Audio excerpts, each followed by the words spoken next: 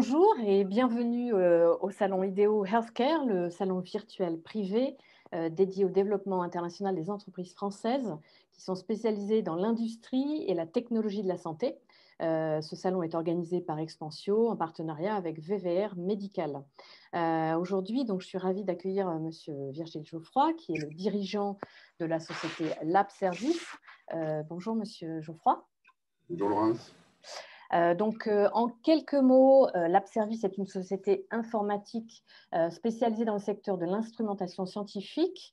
Vous avez créé l'entreprise en 2000, réalisé à ce jour environ 12 millions d'euros, dont 85% à l'international.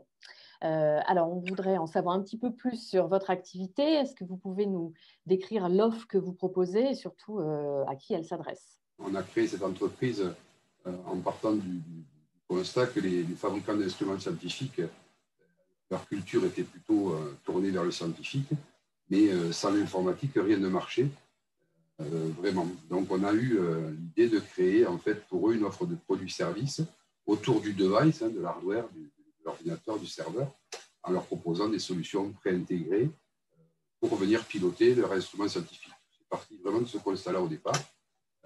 On a étendu après ce service autour de la préparation, la masterisation, le choix des hardware, rajouter une vraie compétence Microsoft qui n'était pas acquise par ces entreprises et proposer de faire la production avec des prérequis de répétabilité, de gestion d'obsolescence qui étaient liés à ce secteur d'activité. Je sais que votre entreprise a initié son développement export pratiquement au démarrage de la création de l'entreprise. Vous avez à ce jour une filiale en Allemagne. Est-ce que vous pouvez nous en dire un petit peu plus sur votre développement international, surtout votre présence mondiale, comment vous avez ciblé les marchés, etc. Dès la création, on savait que ce business était en fait au minimum européen et mondial. Donc, on a fait un petit test pendant 1 an et demi, 2 ans sur la France avec des acteurs français, soit leurs filiales, soit des fabricants d'instruments. Et très vite, on est allé chercher du business à l'export. On a vite compris que le dark market, donc l'Allemagne, Suisse, Autriche, c'était 38% du business en Europe. Donc, on a installé une filiale là-bas pour aller développer ce marché-là en faisant un clone de l'organisation toulousaine. Mais très vite, donc, le business a pris et le fait de pouvoir en effet fournir ce type de service et que n'importe quel instrument vendu dans le monde soit piloté par le même PC, le même serveur avec les mêmes modes opératoires, ça a très rapidement séduit cette clientèle. Donc, on s'est installé naturellement en 2007 en Allemagne en étant présent sur les marchés, je dirais, germanophones. Donc ça, c'est une présence. Je sais que vous avez aussi quelques touches grand export. Est-ce que vous pouvez nous en dire plus dans votre méthode d'approche et de prospection de nouveaux marchés? Les fabricants d'instruments scientifiques européens, en fait, exportent, en effet, dans ces grands pays, ces grandes zones qui sont les Amériques, l'Asie et autres.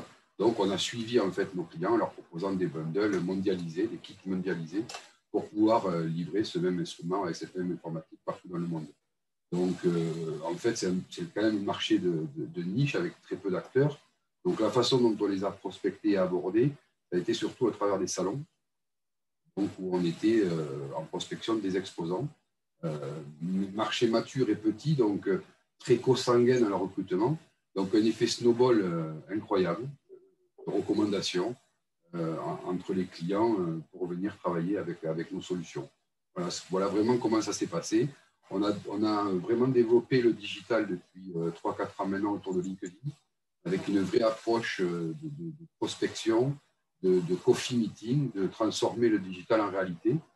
Et donc, on a vraiment un succès en termes de rendez-vous et de leads à travers le digital qui est quand même remarquable aujourd'hui. Oui, et surtout encore plus peut-être dans ce contexte particulier économique et sanitaire. Ça s'est confirmé et puis les outils maintenant de trade online vont nous permettre de continuer à prospecter nos cibles potentielles à travers ces outils. Alors, vous avez abordé le sujet de la création de la filiale en Allemagne. Est-ce que vous pouvez nous en dire un petit peu plus sur le succès de ce montage de filiale et sur ce marché allemand, qui est un marché, on le sait, à très fort potentiel? Complètement différent du marché français, avec des paris partout là-bas.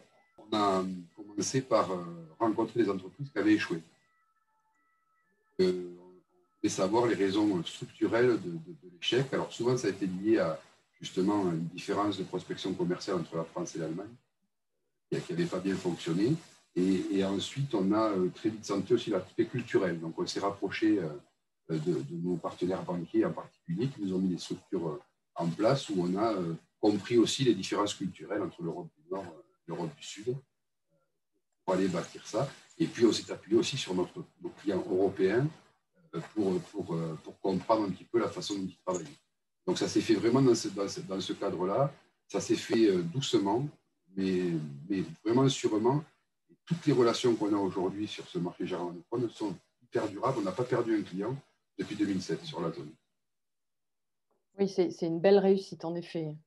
Donc, selon vous, que diriez-vous en fait des facteurs clés de succès à l'international en 3 mots, si vous le voulez bien?